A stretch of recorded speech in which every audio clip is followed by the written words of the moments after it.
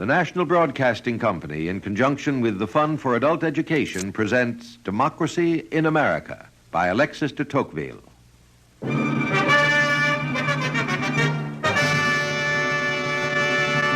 Albany, July the 4th, 1831. The reading of the Declaration of Independence in the Methodist Church was really a fine spectacle. There was, in the reading of these promises of independence so well kept, in this return of an entire people toward the memories of its birth, something deeply felt and truly great. The 4th of July in Albany, 1831. A study in American independence. Item 3 in the series Democracy in America, prepared by the Division of General Education of New York University, under the direction of George Probst, American historian. A series designed to bring to life the America of 1831, as recorded by Alexis de Tocqueville, and so to illuminate the image of democracy itself. A study in American independence. The 4th of July in Albany, 1831.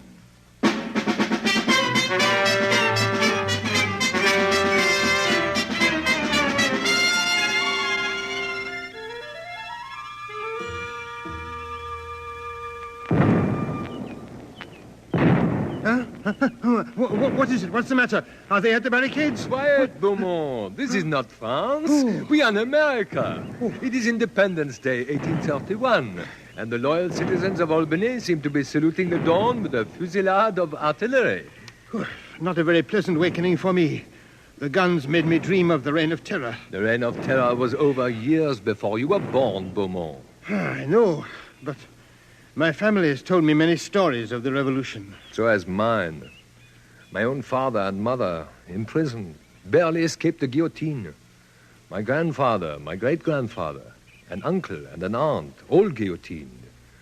And since then we have had Napoleon, the restoration of the Bourbon, the July Revolution last year, Louis Philippe back again with his damned umbrella. All that in 40 years. When we were living on the estate at Verneuil, there was an evening which I shall never forget, though I do not think I was very old. Napoleon still ruled Europe, and Waterloo was still only a village near the outskirts of Brussels. There was a family celebration. I don't know what it was, but I do remember that the chateau was full of people, most of them relatives. It was evening. The servants had been sent out, and the whole family had collected around the hearth. My mother was singing the royalist song from the opera Richard Coeur de Lion. It made them think of the misfortunes and the suffering of His Majesty King Louis XVI at his death at the guillotine. As my mother sang, each person in that room was weeping, not over the private misfortunes every single one of them had suffered, not even over the many relatives every single one of them had lost in the civil wars and upon the scaffold. No, they were weeping rather over the fate of this man who had died more than 15 years before.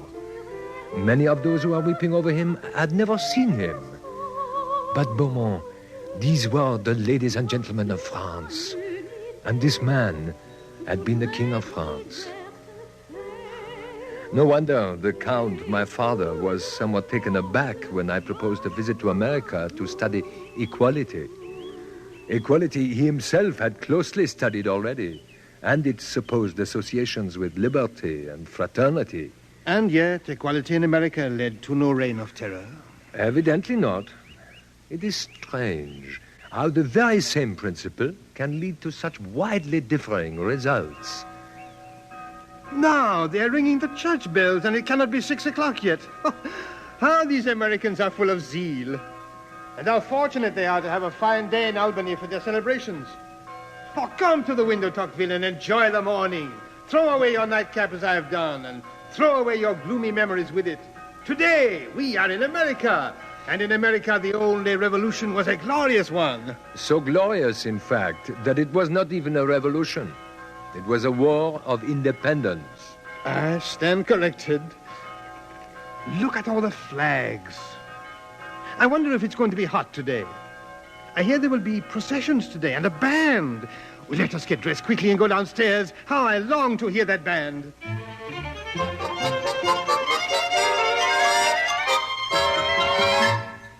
Come along, Tocqueville, a little more brandy. You'll never be able to stand the strain of an American celebration unless you're first 45 with an American breakfast. No, thank you. I'm not hungry. I mean thirsty. Oh, come, Tocqueville. You must bring your mind back from France. This is July the 4th, not July the 14th. Independence Day, not Bastille Day. We are about to witness the national celebration of a happy democracy. And how much of this happiness and democracy can we teach to France? Now we have a constitutional monarch with an umbrella. Now we have the beginnings of a democracy. Will that make us a happy and contented people, Beaumont? I don't know. What little I've seen of it among the Americans makes me think it certainly suits them. Whether it suits us, well, that is something else again. It depends what we do with it. You may be right. Well, I shall keep an open mind. Pass the cold beef. Morning, gentlemen. Early breakfast, that's the thing. Mr. Flagg. What a pleasant surprise. Nothing like a good breakfast to start a good day. Mr. Tocqueville, Mr. Beaumont, meet the Lieutenant Governor of the state of New York, Edward P. Livingston. Delighted to make the acquaintance of the countrymen of Lafayette. Oh, of course. Delighted, sir, to make your acquaintance. You must forgive our early intrusion, but Mr. Flagg felt, and I agree, that you must be spoken to at once before you'd made other arrangements. Spoken to, sir? Well, we're very anxious that you gentlemen will march with us and with various other dignitaries at the head of the procession. Mr. Flagg felt, and I agree, that it would be most fitting. And a friendship between the nations, a very fine thing. I agree. So we should be most honored. But will not such a thing sadly disturb your table of precedence? Table of precedence? Oh, not here, not over here. Plague take such a thing. The nearest we get to a table of precedence is that meeting we had last night in your house, Ned. I agree. And, you know, we just sat down with half a dozen of the leading citizens and thrashed it all out, where the wagons were to go, where the 4th of July orator was to march. I hope you're ready for some long speeches. And that just about settled it. Wait a minute. I forgot the militia. You're right. We'd better get along and see that they're going to turn out on time. Militia, what is that? To maintain order? Maintain order? What for? It's just for show. The militia's the National Guard. You're aware the Constitution gives every man the right to bear arms. Citizen army, that's the militia, citizen army. Do you not have an army in France? Oh, indeed, yes. We have an army and an armed police force, several police forces. But we have no such thing as a citizen army. There have been occasions when the army has ruthlessly suppressed the citizens. Happily in the past. In the past, yes. Come, Beaumont. You must excuse us, gentlemen. This Independence Day of yours is awakening in my breast feelings of patriotism and remorse. No doubt I shall feel better when the actual ceremonies begin.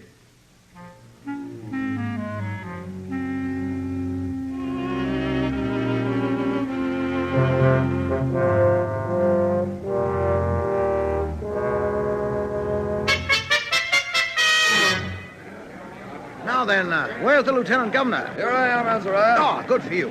Now, we shall be in front, the Lieutenant Governor and you gentlemen and I, and the Chancellor and the Controller and all those people. Then we shall have the fire department. All of them? All 9 companies. What if there's a fire?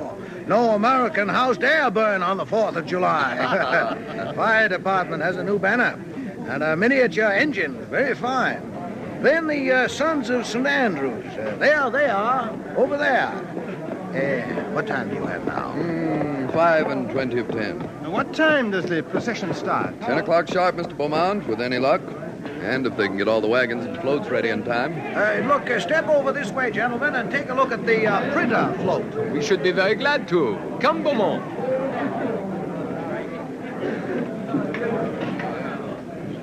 Now, here, gentlemen, look. Look at all this. How splendid. How superb. But what does it all mean? I know what some of it means, but the master printers can tell you what it all means. Hey, here now. here's your chance. Distinguished visitors from France come to see America. Tell them what all this means. Well, this, like, is the wagon of the Association of Printers and Albany Typographical Society. At the front end, we got a gilt bust of Benjamin Franklin. I guess you should know him all right. He spent a great deal of time in France. But while recognizing that Franklin was a great man, why do you choose to carry his bust on the printer's wagon? Because he was a printer himself, that's why. In this country, men can rise to greatness and still be proud of their old trades. Now, in the center of the wagon, you'll observe we have a flagstaff set up and the flags of various nations. The U.S. colors, of course. And those are France. And Belgium. And what is that other one? Well, that will be the flag of Poland, sir. Gallant country, very brave. Keen interest here in Polish independence. That's the truth. There's a keen interest here in countries that are, like, well, fond of liberty themselves. Or fighting for liberty. Or anything of that kind. No call for you to fret, gentlemen. Your flag's there. France has overthrown her tyrants. Has she? I do not think that the American Revolution and the French Revolution are truly comparable. Now, I want you to come with me this way. See, this way. Oh, but I want to make some notes. Oh, this will give you something worth noting, Mr. Tocqueville. Now, look, near the head of the procession, we have a carriage with the veterans of the War of Independence. There are very few left now. After all, it's 55 years ago. But there's one old fellow that's very spry, considering he's very well preserved. He's the man you should see before the procession starts. He'll be too tired when it ends and may have drunk a great many toasts into the bargain, if you take my meaning. Old soldiers, you know, military reunions. Let's catch him now.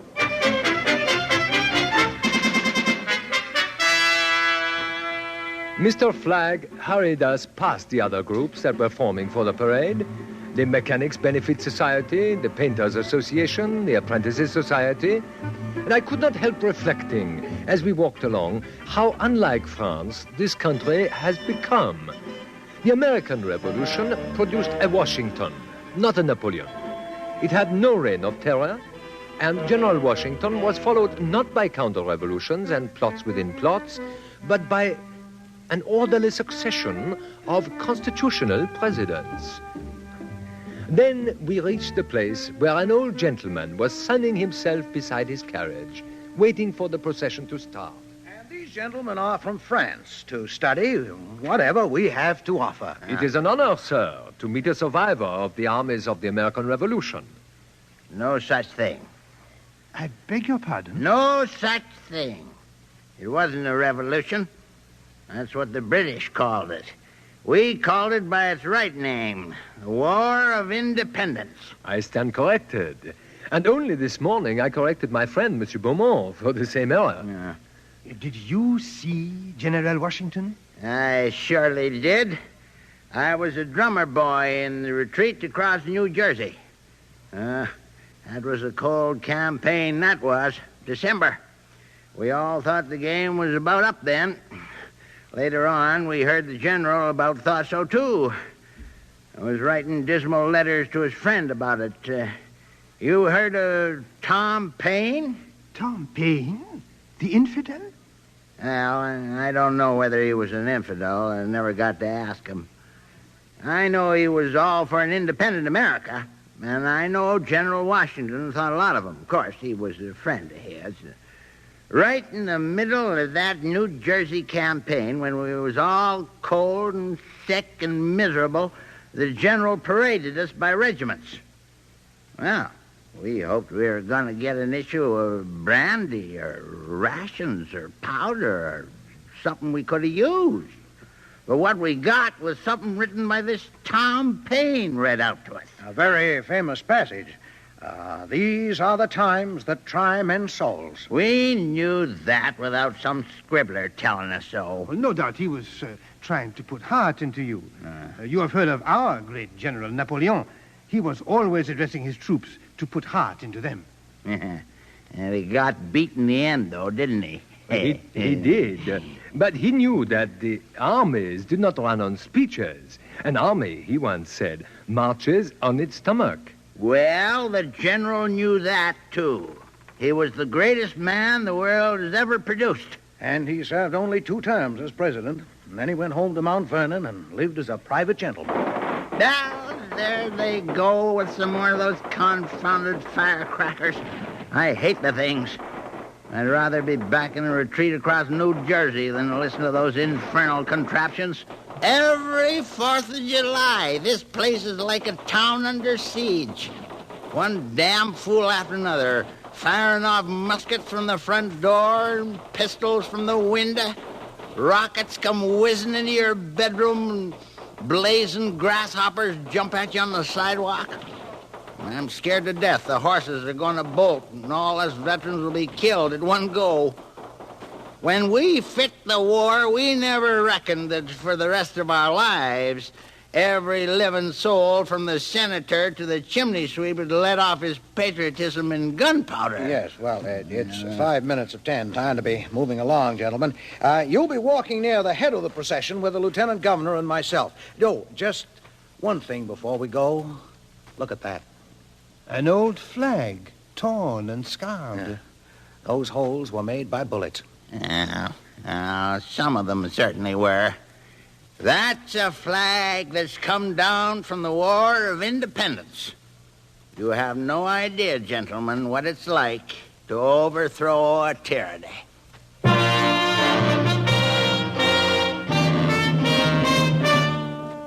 I could have told him that in France we had had too much experience of overthrowing tyrannies. But why should I worry him with the dark thoughts that preyed upon my mind?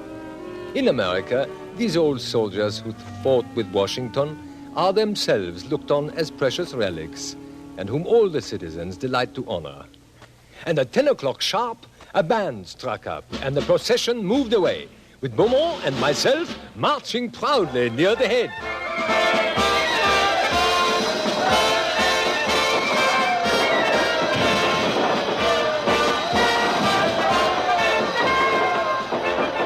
So here we are, Tocqueville, marching in the 4th of July parade in Albany.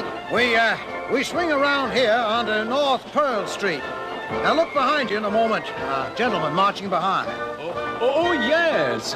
The preoccupied-looking gentleman. Yeah, that's the one. Mr. John B. Van Shake, leading lawyer in town. He's the Independence Day orator.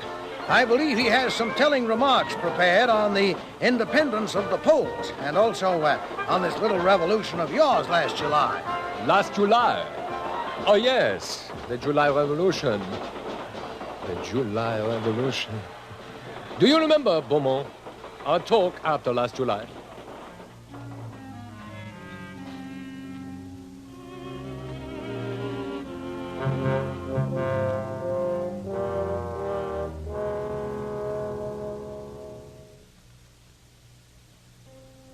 We are resolved, then, Beaumont. Absolutely resolved. I've already explained to my father that my position as a magistrate of France has been rendered intolerable by the July Revolution. To say nothing of their testing our loyalty by making us take the oath of allegiance twice. That was nothing but a deliberate insult. It certainly didn't make us any more loyal. My friends are sufficiently outraged at my having taken the oath once. Brother's hand is set against brother. Our position in France has become intolerable. This trip to America will form a sort of voluntary exile. To study the American prisons. Well, that is a legitimate occupation for a pair of young magistrates. I think we have more to learn from America than information about prisons. What? The principle of equality. It may be that in America we can get a glimpse of the destiny of France.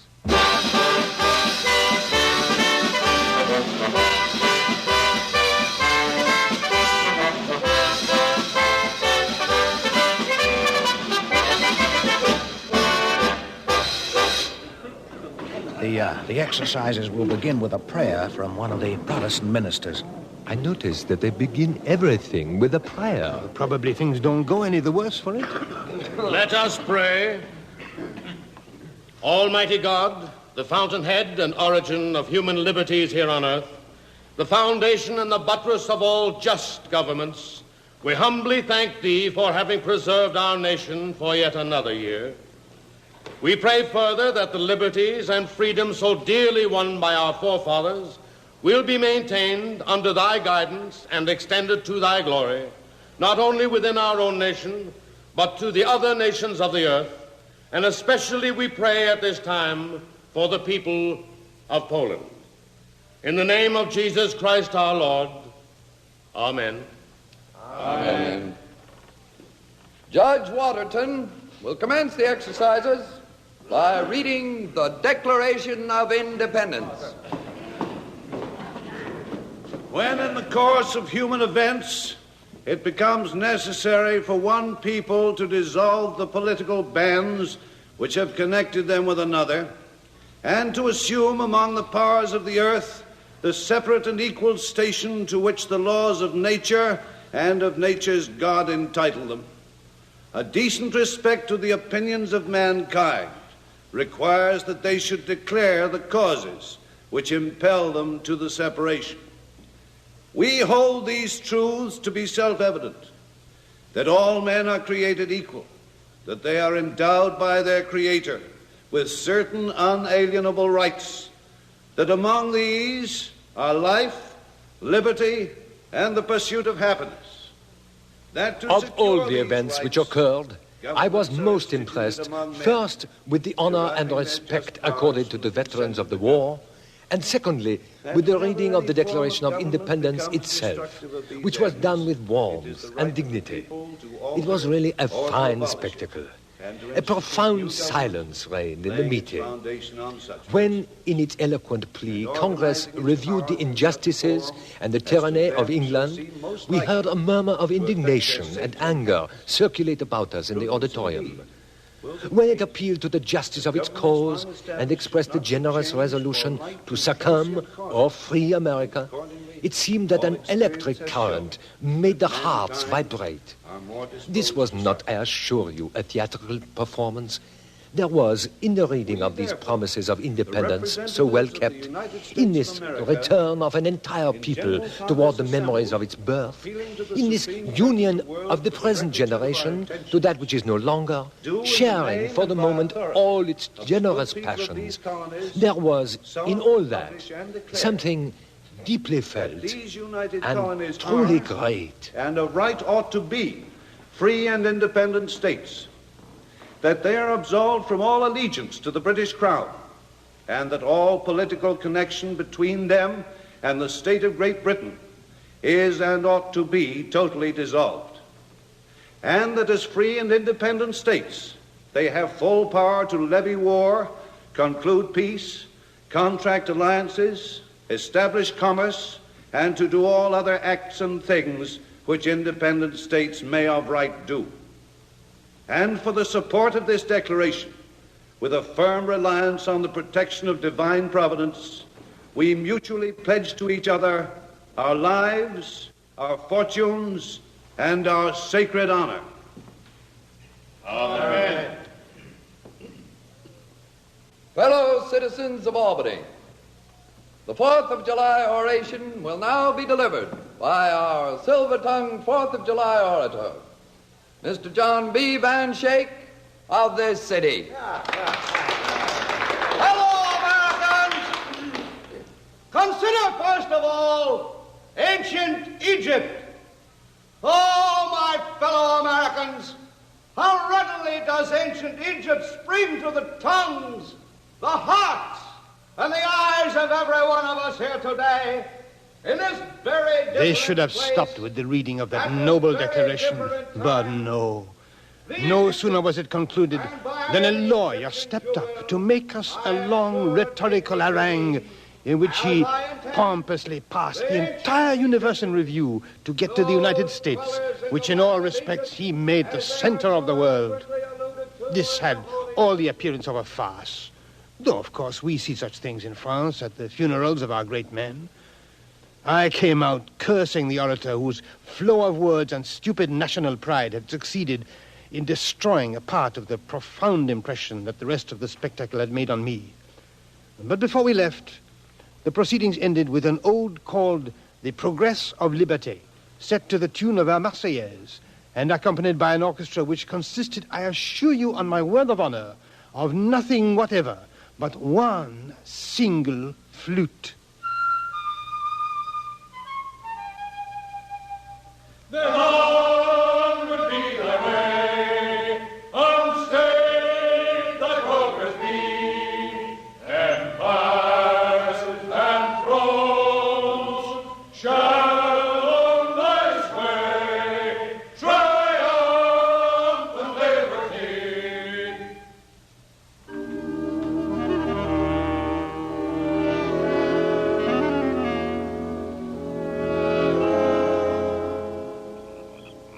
Well, Tocqueville, what did you make of our day? For me, a day of contrasts. I saw and heard America, but I thought of France. It was a strange irony that these two lines of thought should have intersected at last in that peculiar ode to American liberty that they sang to the tune of the Marseillaise. And think of all those toasts, the symbolic 13 toasts, to Washington, to Lafayette. And the 13th, the fair sex, always entitled to our protection. So far, so good. But surely the voluntary toasts were the most peculiar, when the most directly opposed political sentiments were solemnly proposed in perfect and rapid succession. That was simply because, on Independence Day, all shades of political opinion unite in praising the Union.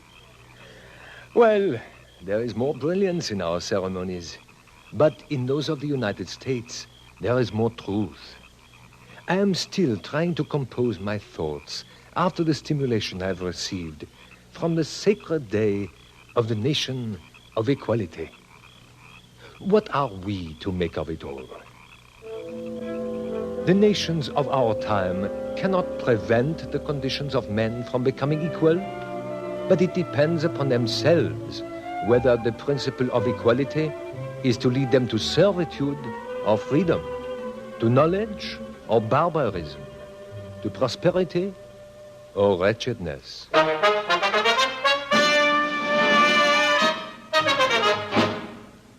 You have just heard The 4th of July in Albany, 1831, a study in American independence, item 3 in a series based on Alexis de Tocqueville's Democracy in America. This series, presented by the National Broadcasting Company, was prepared by the Division of General Education of New York University under the direction of George Probst, American historian. Produced in the studios of the Canadian Broadcasting Corporation by Andrew Allen. Script by Lister Sinclair, music by Lucio Agostini. This series, Democracy in America, is made possible by a grant from the Fund for Adult Education as part of a general course of study of the nature of American society. For information about the use of these de Tocqueville dramatizations for study or discussion, and how to secure these new materials about American democracy at a reasonable charge, write to the American Foundation for Continuing Education, Post Office Box 749, Chicago 90, Illinois. Now this is Ben Grauer inviting you to join us next week for Item 4, The Arc of Civilization, on Democracy in America.